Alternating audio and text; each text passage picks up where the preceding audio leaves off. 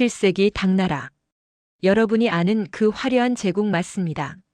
실크로드의 중심 세계 최강국이었죠.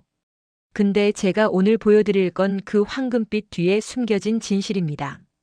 한 여자가 이 시스템을 통째로 뒤집어 버렸거든요. 역사책은 그녀를 악녀라고 했지만 실제로는 정반대였습니다. 지금부터 펼쳐질 이야기, 이건 복수의 기록입니다. 자, 당나라 얘기부터 해볼까요?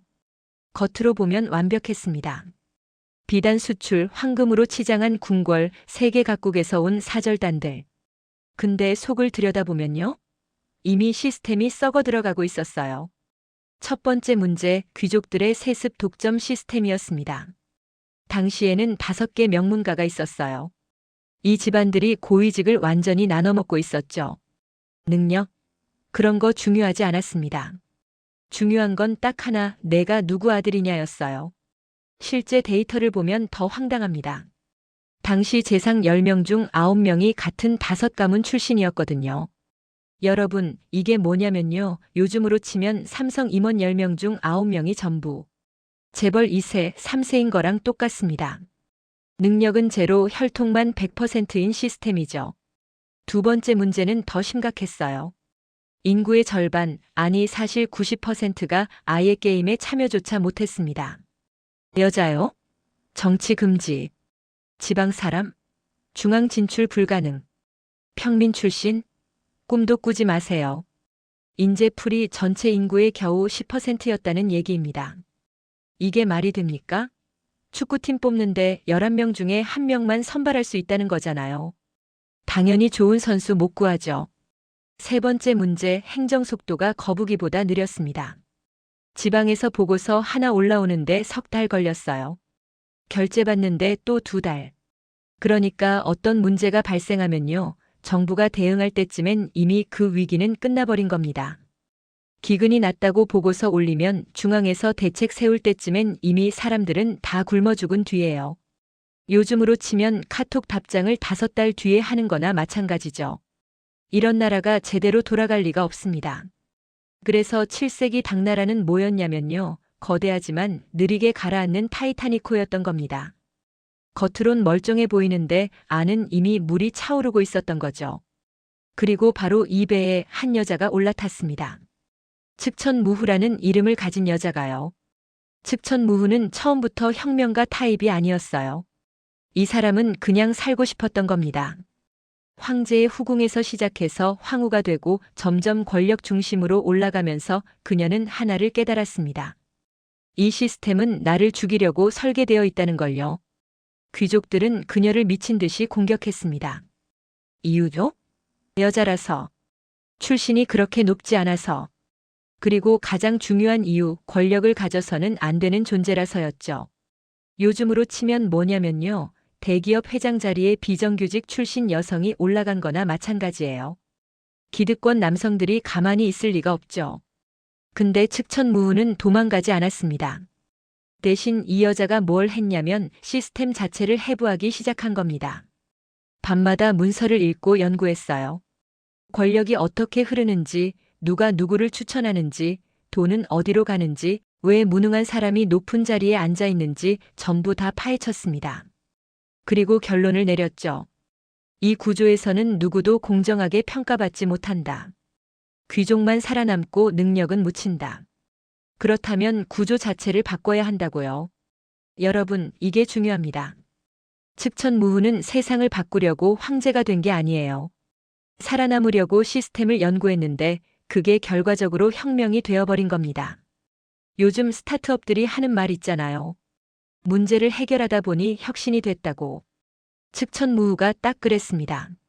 생존이 목적이었는데 그 과정에서 1300년을 관통하는 혁신을 만들어버린 거예요. 이게 진짜 재밌는 부분인데요. 역사상 가장 위대한 개혁가 대부분이 처음엔 그냥 살려고 발버둥 쳤던 사람들이거든요. 측천무후도 마찬가지였습니다. 부숴야 산다. 첫 번째 해킹 이유입니다. 자, 측천무후의 첫 번째 타겟은 뭐였을까요? 바로 가문이 곧 능력이라는 말도 안 되는 시스템을 없애는 거였습니다. 당시 관료 선발 방식은 정말 간단했어요. 귀족 가문이 추천하면 시험 없이 그냥 합격이었거든요. 아무리 멍청해도 아버지 덕분에 장관 되는 시스템이었죠. 측천무후는 이걸 원점부터 뒤집었습니다. 첫째, 추천제 완전 폐지. 무조건 시험으로만 선발합니다. 둘째, 시험 난이도를 대폭 올렸어요. 실력 없으면 무조건 탈락입니다. 셋째, 답안지 익명화 제도를 도입했습니다. 이름 보고 점수 주는 거 금지예요. 넷째, 지방이든 평민이든 출신 제한 없이 다 응시 가능하게 만들었죠. 결과가 어땠냐고요? 역사상 처음으로 가난한 농부의 아들이 재상이 됐습니다. 지방 출신 학자가 중앙정부에 들어왔어요. 실력만 있으면 출신은 아무 상관이 없었던 겁니다. 요즘 말로 하면 블라인드 채용인데 이게 1300년 전 얘기라는 게 놀랍죠? 귀족들은 완전히 뒤집어졌습니다. 우리 조상이 200년간 지켜온 자리를 평민한테 빼앗겼다고 난리였어요. 근데 측천무후의 대답은 정말 심플했습니다. 조상이 뛰어났다고 자손도 뛰어난 건 아니다. 이 한마디로 200년 특권을 날려버렸어요. 여러분, 이게 지금 왜 중요하냐면요. 요즘 대기업들이 자랑하는 능력주의 채용이요. 측천무후가 AD 690년에 이미 완성했던 겁니다. 1300년 전에요. 그러니까 우리가 혁신적이라고 생각하는 게 사실은 측천무후 카피캣인 셈이죠. 첫 번째 벽이 무너졌고 이건 시작에 불과했습니다. 그러면 두 번째 해킹입니다. 하지만 가장 큰 벽이 남아 있었습니다. 여자는 정치를 하면 안 된다는 금기였죠. 당시 유교 엘리트들이 측천무후한테 뭐라고 했는지 아세요? 여자가 황제가 되면 하늘이 무너진다. 여성은 국가를 다스릴 천명이 없다. 이건 자연의 질서를 거스르는 거다. 1300년 전 버전의 여자는 원래 리더십이 없어였던 겁니다. 측천무후의 대답은 행동이었어요. 내가 직접 증명하겠다. 그녀는 중국 역사상 유일한 여황제가 됐고 거기서 끝난 게 아니라 시스템을 또 한 번 뒤엎었습니다. 뭘 했냐고요? 여성 문관을 임용했어요. 역사상 최초였죠. 여성 비서 체제를 구축했습니다. 궁궐 행정의 30%를 여성이 담당하게 만들었어요. 여성 교육도 확대했습니다. 여자도 글 배우고 시험 볼 수 있게 한 거죠. 남성 중심 권력 구조가 1300년 만에 처음으로 균열을 낸 겁니다. 역사학자들이 뭐라고 하냐면요. 유리천장을 최초로 부순 사람은 유리천장을 부술 수 있다는 사실을 세상에 보여준 사람이다. 측천무후는 그 증명을 살아서 해냈어요. 자기 존재 자체로요. 근데 재밌는 게 뭐냐면요. 이게 지금도 똑같이 반복되고 있다는 겁니다. 2024년 전 세계 CEO 중에 여성 비율이 얼마인지 아세요? 고작 10%예요. 1300년이 지났는데 말이죠. 능력 있는 여성이 나타나면 여전히 야망이 너무 세다, 수단 방법을 가리지 않는다, 감정적이다 이런 말 나오잖아요. 측천무후한테 씌워진 프레임이랑 정확히 똑같습니다. 이게 무섭지 않나요? 여기서 우리는 세 번째 해킹을 보겠습니다. 측천무후의 진짜 천재성은 속도에 있었습니다. 당시 당나라 행정 시스템은 거대한 관료주의의 미로였어요. 지방에서 중앙으로 보고서 하나 올리는 데만 서너 달 걸렸죠. 현 단위에서 검토하고 주 단위에서 또 검토하고 중앙에서 1차 검토하고 황제가 결재하고 총 석 달에서 넉 달이었습니다. 그 사이에 기근이 일어나면요? 사람들 죽습니다. 반란이 일어나면 진압 타이밍 놓쳐요. 요즘으로 치면 화재 신고했는데 소방차가 닷새 뒤에 오는 거랑 똑같아요.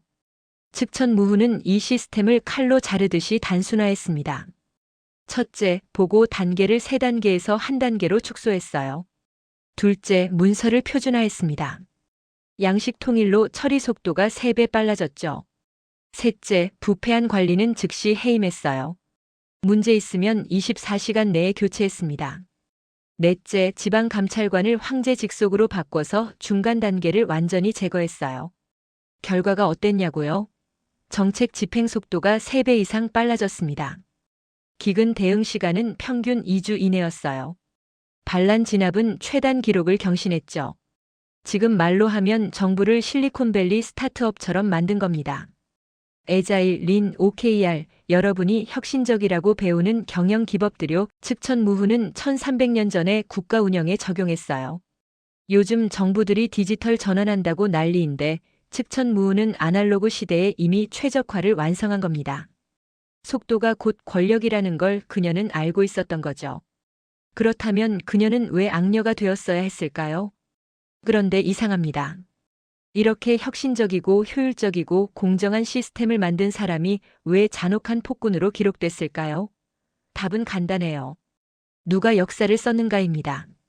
측천무후가 죽고 나서 권력을 되찾은 사람들이 누군지 아세요? 바로 그녀한테 자리를 빼앗긴 귀족 남성들이었어요. 그들이 쓴 역사서는 사실 기록이 아니었습니다. 복수였죠. 그녀가 개혁한 과거제요. 신분 질서를 무너뜨린 악행이라고 썼어요.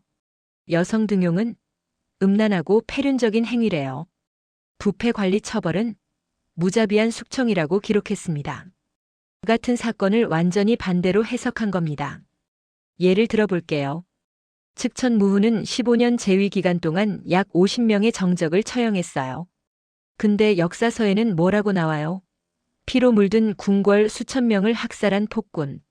그런데 같은 시기당 태종은 180명, 송태조는 300명 처형했거든요. 근데 그들은 영명한 군주래요. 같은 행동인데 왜 평가가 다를까요? 그녀가 여자였기 때문입니다.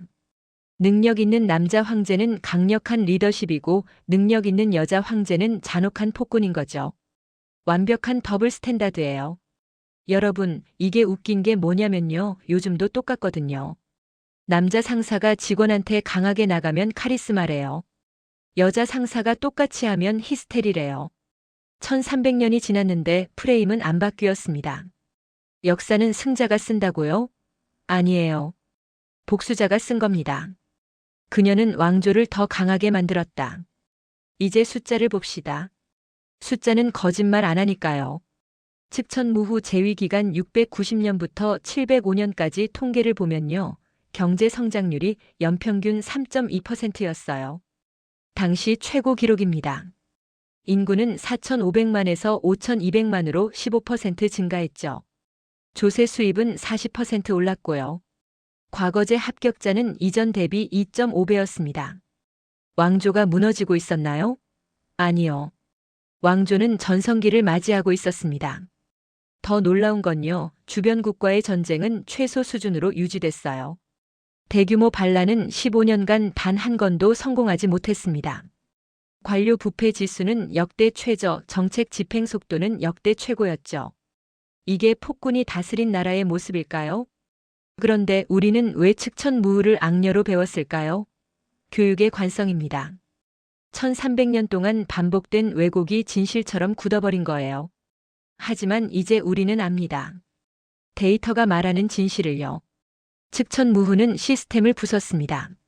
하지만 그녀가 부순 건 왕조가 아니었어요. 왕조의 불공정이었습니다. 1300년이 지난 지금도 능력 있는 여성이 나타나면 우리는 묻잖아요. 너무 야심차지 않아? 수단이 과하지 않아? 저 자리가 어울려? 측천무후한테 던져진 질문과 똑같습니다. 악녀라는 프레임을 벗겨내면 우리는 만나게 됩니다. 1300년 전 시대를 1000년 앞서간 진짜 혁신가를요. 측천무후, 그녀의 진짜 이름은 불가능을 가능으로 만든 사람이었습니다. 역사는 반복됩니다. 우리가 배우지 않으면요. 그래서 결론을 내려봅니다. 그녀가 악녀로 불린 이유, 귀족 기득권을 무너뜨렸기 때문입니다. 역사는 승자의 기록이지만 때론 왜곡됩니다. 측천무후는 시스템을 부쉈지만 나라를 더 강하게 만들었습니다. 이제 우리는 기록 뒤 숨은 진짜 혁신가를 만날 수 있습니다. 감사합니다. 구독과 좋아요로 더 많은 역사 이야기를 만나보시기 바랍니다.